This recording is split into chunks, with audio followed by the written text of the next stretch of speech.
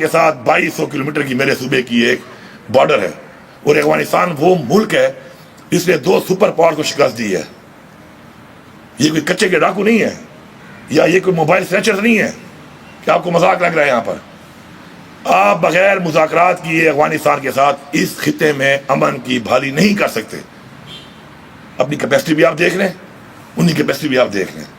اور افغانستان کے لیے تو جنگ ان کے لیے تو بزنس ایز یوزول ہے، ان کی تو 2 نسلیں جنگ میں پیدا ہوئی ہیں۔ کیا ہماری یہ پوزیشن ہے؟ کیا ہم یہ کر سکتے ہیں؟ میں افغانستان سے جب بات کرتا ہوں مذاکرات کی، اس لیے کرتا ہوں کہ پوری دنیا میں ہر مسئلے کا حل ہی مذاکرات ہے۔ تو آپ یقین کریں کہ لکی میں میری پولیس احتجاج کر رہی ہے کہ فوج کو نکالو یہاں سے، پھر Bannu followed by Tank, D I Khan, Waziristan, ہر طرف یہ بات چل رہی ہے۔ ان حالات میں صبح ملا، آج الحمدللہ میں نے اپنا provincial election plan as a whole اس پہ کام شروع کیا ہے، اور اس میں پہلی چیز جو میں نے دیکھی وہ یہ دیکھی کہ کوئی ایسی جنگ آپ عوام کے بغیر نہیں جیت سکتے۔ You have to win the hearts. میں کیا کروں گا، میں کس چیز کا آنسریبل ہوں، آپ کس چیز کی آنسریبل ہیں، تب تک یہ پریزنٹیشنز اور یہ میٹنگز اور یہ پلانز اور ایک نام دے دینا، یہ آپریشن جو ہم نے کیے، میں کیوں آپریشن کے خلاف ہوں؟ کیونکہ آپریشن سے میرے صوبے میں تباہی ہوئی ہے، فائدہ کوئی نہیں ہوا۔ اگر آپریشن سے فائدہ ہوتا تو میں اس کی حمایت ضرور کرتا، آپریشن سے تو میرے لوگ مزید مخالف ہو گئے ہیں۔ ایاک نعبد و ایاک نستعین۔ تمام معزز خواتین و حضرات، السلام علیکم۔ میں آپ سب کو خوش آمدید کہتا ہوں اور آپ کا شکریہ ادا کرتا ہوں کہ آج یہاں پر آپ آئے، اور آج آپ کے ساتھ جو کچھ بات چیت کرنی ہے وہ 2 حوالوں سے ہے۔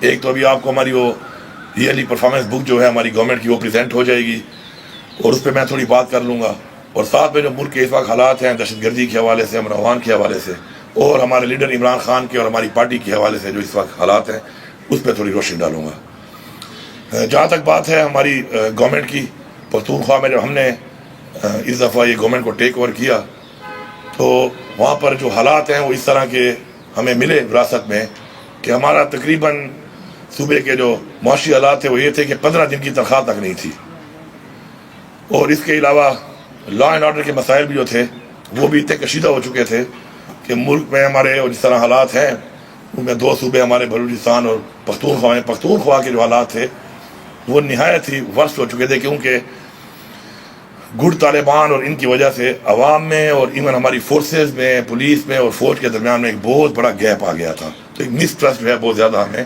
وراثت پہ ملا۔ گورنمنٹ کی پرفارمنس سے پہلے بات کرتا ہوں، الحمدللہ ہمارے آنے کے بعد ہمارا آج جو ہے وہ یہ پوزیشن ہے کہ اس وقت ہمارا جو سرپلس ہے ہماری گورنمنٹ کا، جہاں 15 دن کی تنخواہ نہیں تھی، آج تقریباً 169 بلین ہے۔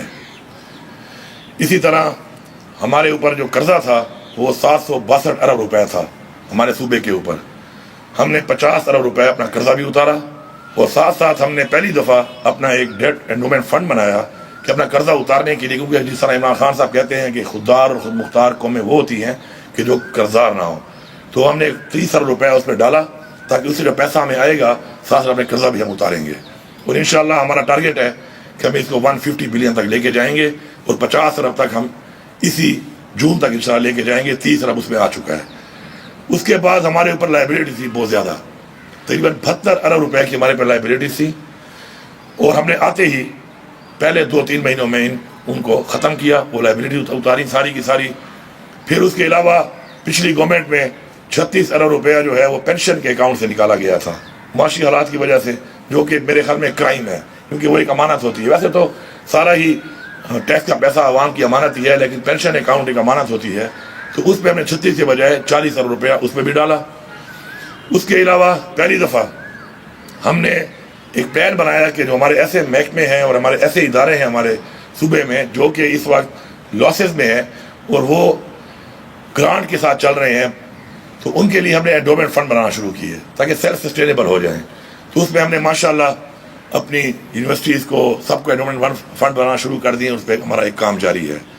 اس کے ساتھ ساتھ ہمارا جو اے ڈی پی ہوتا ہے ڈیولپمنٹ میں بات کرنا چاہوں گا کہ ڈیولپمنٹ جو ہمارا اے ڈی پی ہے اس کا ہمارا 13.5 سال کا تھرو فارورڈ تھا، اس کو ہم نے 7.5 سال پہ لایا پہلے 3 مہینوں کے اندر اندر، اور انشاءاللہ اس کو اس سال ہم 4.5 سال پہ لے کے آئیں گے۔ اور اس سے میں ذرا کلیئرٹی کر دوں ہماری جو مس پلاننگ ہوتی ہے ڈیولپمنٹ میں، اس سے پچھلے 15 سال میں اس صوبے کو 450 ارب کا نقصان ہوا ہے.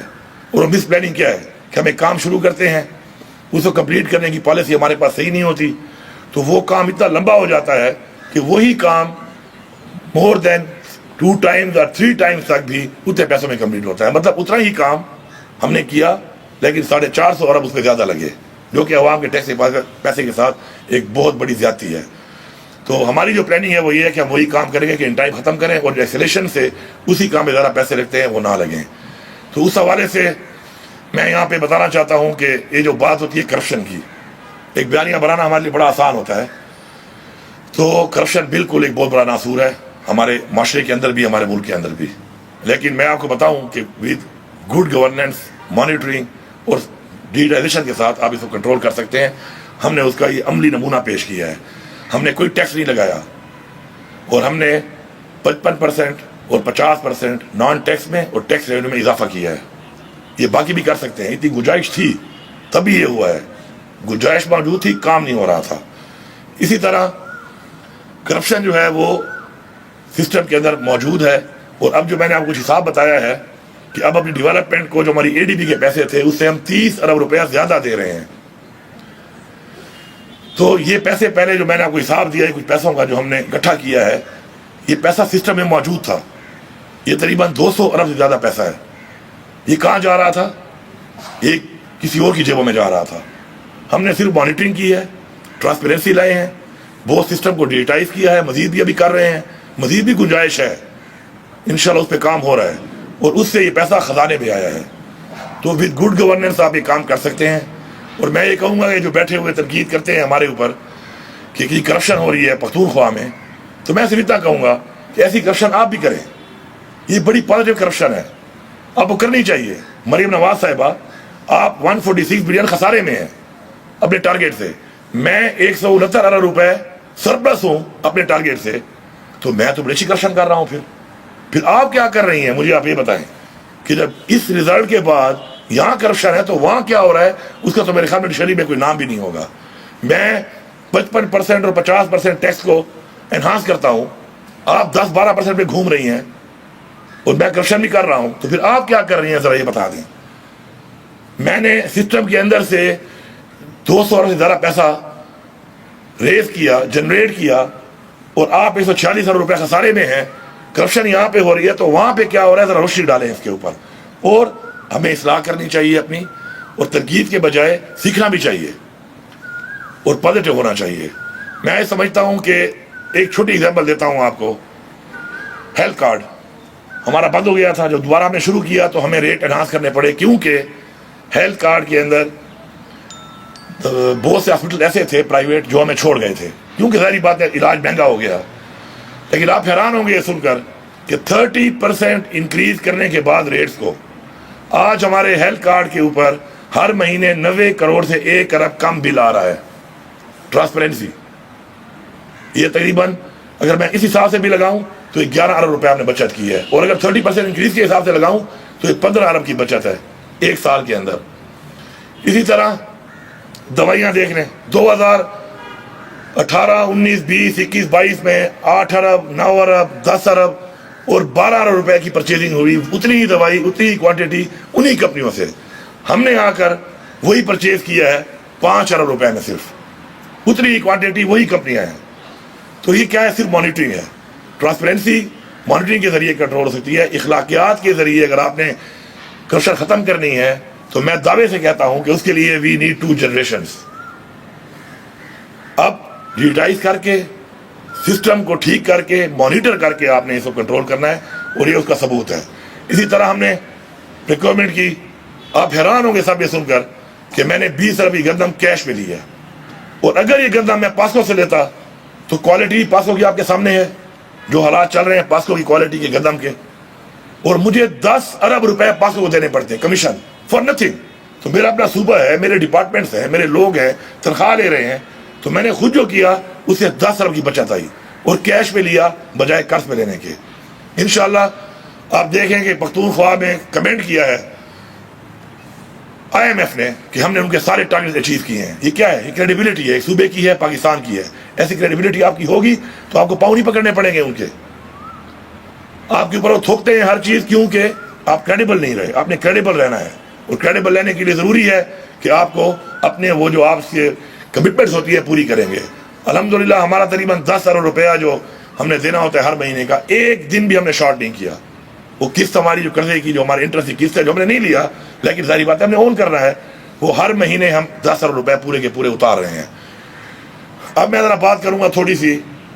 باقی ہم نے بہت سے ایسے کام کیے ہیں، ابھی بہت بک آپ کے پاس ہے، اور میں یہ بھی دعویٰ کرتا ہوں کہ کوئی بھی فگر اگر آپ دیکھیں گے تو آپ کو میں یہ بتا رہا ہوں کہ تھوڑا ہے یا بہت ہے، ہم نے وہی لکھا ہے جو ہم نے کیا ہے. ہم نے جھوٹ نہیں بولا، ہم نے پرائی تختیاں بھی اٹھا کر ان پہ اپنے فوٹو نہیں لگائے.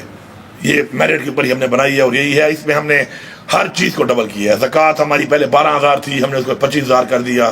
بچیوں کی شادی 25,000 تھی، ہم نے اس کو 2 لاکھ کر دیا. ہمارے جتنے بچوں کو ہائر ایجوکیشن میں اسکالرشپ مل رہے تھے ان کو ہم نے ڈبل کر دیا. ہمارے جتنے بچوں اور بچیوں کو ایلیمنٹری میں اسٹائپینڈ میں وظیفے مل رہے تھے ان کو ہم نے پیسوں کو بھی ڈبل کیا اور کوانٹٹی کو بھی ڈبل کیا. اور انڈومنٹ فنڈ بھی ہم نے ڈبل کیا جتنے ہمارے چل رہے تھے ان چیزوں میں. تو اس طرح کی بہت سی اور چیزیں ہیں، ڈیٹیل اس میں موجود ہے. اب جو ملک میں حالات ہیں اس وقت پولیٹیکل، جو ہماری ایک نان اسٹیبلٹی ہے، اس کا ایک ہی حل ہے، اور وہ حل ہے کہ عمران خان کو رہا کرنا پڑے گا. جب تک عمران خان جیل میں ہے آپ انٹرنیشنلی اسٹیبلش نہیں کر سکتے کہ پاکستان میں پولیٹیکل اسٹیبلٹی ہے. ان کو یہ سمجھ نہیں آ رہی، ان کو یہ سمجھنا پڑے گا. کوئی انویسٹ کرنے کو تیار نہیں ہے آپ کے ساتھ، دھرنے ہوں، پروٹیسٹ ہوں یا نہ ہو. لیکن عمران خان کے جیل میں ہوتے ہوئے اس وقت دنیا میں آپ اسٹیبلش نہیں کر سکتے کہ پولیٹیکل اسٹیبلٹی ہے. یہاں پر عمران خان کو رہا کیا جائے، اور ساتھ ساتھ جو ملک میں امن و امان کے حالات ہیں اس کے قصوروار ہماری پالیسیز اینڈ فالوڈ بائی جب عمران خان کی حکومت ختم کی گئی رجیم چینج کرنے کے بعد، تو آپ اٹھا لیں. میں ریکارڈ کی بات کروں گا 2018 اور جب تک عمران خان تھا، آپ اٹھائیں کتنے واقعات ہوئے، کتنے حملے ہوئے، کتنے خودکش ہوئے، اور اس کے بعد سے لے کر اب تک کیا ہوا، اور ریکارڈ کا حصہ ہے آپ کے سامنے آ جائے گا. اس سے ہمیں نکلنا پڑے گا، ہمیں اپنی پالیسی کو دیکھنا پڑے گا.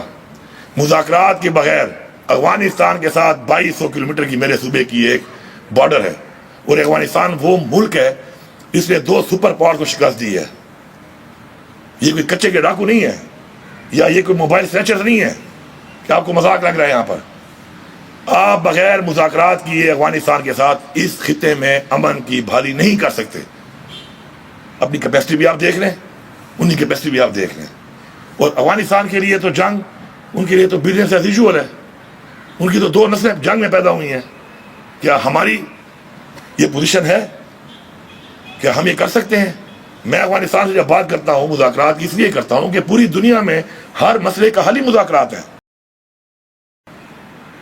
ہمارے پہ ایک اور الزام لگاتے ہیں بار بار بیٹھ کر کہ جی ہم طالبانوں کو لا رہے تھے، ہم طالبانوں سے مذاکرات کر رہے تھے.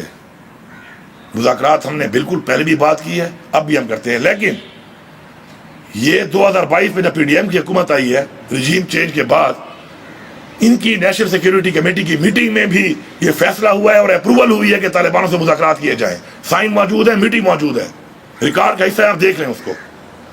تو یہ الزامات لگا کر میں آپ پہ الزام لگاؤں، آپ میرے پہ الزام لگائیں، اس طریقے سے مسئلے حل نہیں ہوتے. میں نے جو کرسی اون کی ہے اس پہ جو پیچھے ہوا ہے مجھے اون کرنا پڑے گا، مجھے اپنی پالیسیز ٹھیک کرنی پڑیں گی. اگر میں نے اس کرسی پہ بیٹھ کے غلط فیصلہ کیا ہے اور مجھے پتا چلا کہ فیصلہ غلط تھا تو مجھے اس فیصلے کے لیے اصلاح کرنی پڑے گی. اپنی انا کا مسئلہ نہیں بنانا پڑے گا. انا کا مسئلہ بنا کر ہم ملک کو ایک ایسی طرف دھکیل رہے ہیں کہ نہ ہماری کوئی ڈائریکشن ہے اچھی اکانومی کی طرف، نہ ہماری ڈائریکشن ہے اپنے اس ملک میں امن و امان کی طرف، اور نہ ہی اس خطے میں ہم کو ایسا کردار ادا کر پا رہے ہیں. ہم سب نے اس کے لیے کردار ادا کرنا ہے. میڈیا کا ایک بہت بڑا کردار ہے. میں سمجھتا ہوں کہ میڈیا ایک ایسا ایک برج ہے عوام کے درمیان بھی اور حکمرانوں کے درمیان، اور اسی طرح میڈیا ایک برج ہے انٹرنیشنل ڈپلومیسی اور اپنے ملک کی ڈپلومیسی کے درمیان بھی، کہ وہ ہائی لائٹ کر سکتا ہے کہ آپ کس طرف جا رہے ہیں، اس کے کیا ریزلٹس آ رہے ہیں، عوام کیا سوچ رہی ہے، دوسرے ممالک آپ کے بارے میں کیا سوچ رہے ہیں، اور آپ کی کون سی پالیسیز ہیں جس سے آپ کو وہ ریزلٹس نہیں مل رہے جو آپ کو ملنے چاہیے. اس کے لیے ہمیں ایک نیشنل ڈائلاگ کی ضرورت ہے، اور وہ نیشنل ڈائلاگ عمران خان کے بغیر نہیں ہو سکتا. عمران خان اس وقت پاکستان کا واحد لیڈر ہے جس کی 4 صوبوں میں AJK اور گلگت بلتستان میں ایک بھرپور نمائندگی ہے، پاپولیرٹی بھی ہے، نمائندگی بھی ہے، فالوئنگ بھی ہے. اس کو جیل میں رکھ کے اور آپ یہ سمجھتے ہیں کہ آپ اس ملک میں ملک کے حالات ٹھیک کر لیں گے، یہ ناممکن ہے.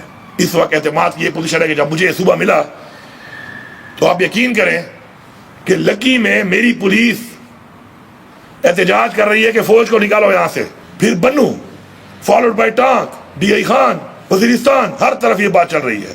ان حالات میں صوبہ ملا. آج الحمدللہ میں نے اپنا provincial election plan as a whole اس پہ کام شروع کیا ہے، اور اس میں پہلی چیز جو میں نے دیکھی وہ یہ دیکھی کہ کوئی ایسی جنگ آپ عوام کے بغیر نہیں جیت سکتے. You have to win the hearts. اس پہ ہم نے کام شروع کیا. آج الحمدللہ اس کے ریزلٹ آپ دیکھیں. کرک میں حملہ ہوا، پوری کی پوری کرک کی عوام نکل آئی. بنو میں حملہ ہوا، بنو کی عوام نکل آئی. لکی کی عوام نے اعلان کر دیا ہے کہ اگر کوئی دہشت گرد حملہ کرے گا اپنی فورسز کے ساتھ پہلے ہم لڑائی کریں گے. خیبر جو اس وقت ایسے حالات میں ہے کہ ابھی تک ہمارے TDPs بہت سارے کچھ گاؤں میں شفٹ نہیں ہوئے، اب تک اتنا ایک وہ سینسٹیو ایریا ہے. کل رات کو حملہ ہوا ہے، پوری کی پوری عوام نکلی ہے، حملہ چیک پوسٹ پہ ہوا ہے، انہوں نے حملے کو پس کیا ہے کہ جی ہم لڑیں گے. یہ وہ میں پالیسی جن کو بتاتا ہوں اور اس پہ عمل نہیں کرتے، تو میں اس کے ریزلٹ دے رہا ہوں آپ کو. یہاں پر یہ ریزلٹ آپ کے سامنے ہیں، کوئی میں دعوے نہیں کر رہا، یہ ریزلٹس ہیں. وہ کہتے ہیں نا ایکشن ناٹ ورڈز، ورڈز بھی نہیں، ریزلٹس. یہ ریزلٹس ہیں جو میں آپ کو بتا رہا ہوں اور یہ آپ کے سامنے ہیں اس وقت. تو میں ان کو اسی پالیسی کا کہہ رہا ہوں کہ آپ اس پالیسی پہ آئیں اور اس پالیسی پہ بیٹھیں. اور دوسری بات کہ جب تک ہم بیٹھ کے یہ تعین نہیں کریں گے کہ یہ جنگ جیتنے کے لیے میری کیا ذمہ داری ہے، آپ کی کیا ذمہ داری ہے، کیا لاجسٹک چاہیے، اس کے لیے آپ کیا کریں گے، میں کیا کروں گا، میں کس چیز کا آنسریبل ہوں، آپ کس چیز کے آنسریبل ہیں، تب تک یہ پریزنٹیشنز اور یہ میٹنگز اور یہ پلانز اور یہ نام دے دینا، یہ آپریشن جو ہم نے کیے، میں کیوں آپریشن کے خلاف ہوں؟ کیونکہ آپریشن سے میرے صوبے میں تباہی ہوئی ہے، فائدہ کوئی نہیں ہوا. اگر آپریشن سے فائدہ ہوتا تو میں اس کی حمایت ضرور کرتا. آپریشن سے تو میرے لوگ مزید مخالف ہو گئے ہیں، نقصان بھی اٹھائے، جانیں بھی قربان ہوئی، فائنینشلی بھی نقصان اٹھایا، صوبے نے اٹھایا، انڈیویجل نے اٹھایا، اور رزلٹ کیا نکلا اس کا؟ کچھ بھی نہیں. تو اس لیے جو ہم کچھ چیزوں کی مخالفت کرتے ہیں تو ہم حالات کو دیکھ کے کرتے ہیں، کیونکہ ہم عوام کے اندر ہیں، ہم عوام کی رائے کا جائزہ لیتے ہیں. عمران خان نے ہمیں یہی سکھایا ہے کہ عوام کی رائے کو دیکھتے ہوئے، عوام کے سینٹیمنٹ کو دیکھتے ہوئے، عوام کے ساتھ عوام کو کرنے کے لیے عوام کی رائے کے ساتھ چلنا پڑے گا. اور یہی میرا ان سب کو یہ ریکویسٹ ہے، اور میری اس پوری اسٹیٹ کو، تمام اداروں کو یہ ریکویسٹ ہے کہ اگر آپ لوگ ان باتوں پر جو میں آپ کو کر رہا ہوں اور میں نے آپ کو بتایا ہے، گورننس کے حوالے سے ہی بتایا آپ کو، کرپشن کے حوالے سے ہی بتایا آپ کو، لا اینڈ آرڈر کے حوالے سے بتایا ہے، اور ریزلٹس آپ کے سامنے ہیں. ہر طرح کے ان 13 مہینوں میں ہر طرح کے ریزلٹس جو میں نے آپ کو بتائے ہیں وہ ہمارے سامنے ہیں ود دا پالیسی جو ہم نے اڈاپٹ کی ہوئی ہے. تو اس پالیسی کو آپ بھی اڈاپٹ کریں، باوجود اسے کہ آپ ہمارے ساتھ کوآپریٹ نہیں کر رہے، اس کے باوجود بھی یہ ریزلٹس ہیں. تو اگر یہ سارے مل کے کوآپریٹ کر کے اور انا سے نکل کے عمران خان کو رہا کر کے ہم اس پہ بیٹھ جائیں تو کوئی ایسا چیلنج نہیں ہے جو اپنا ایک ایز اے پاکستانی ہم لوگ اچیو نہ کر سکے. انشاءاللہ میری یہ دعا ہے.